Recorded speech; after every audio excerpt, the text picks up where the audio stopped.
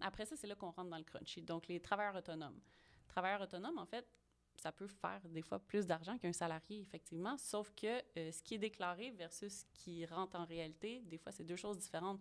Donc, travailleur autonome, ce qui est super important si on veut aller dans un prêt standard, bien, c'est une moyenne 2 ans des revenus déclarés. C'est pas plus compliqué que ça. Moyenne 2 ans. S'il manque 1 an, on est un peu fragile.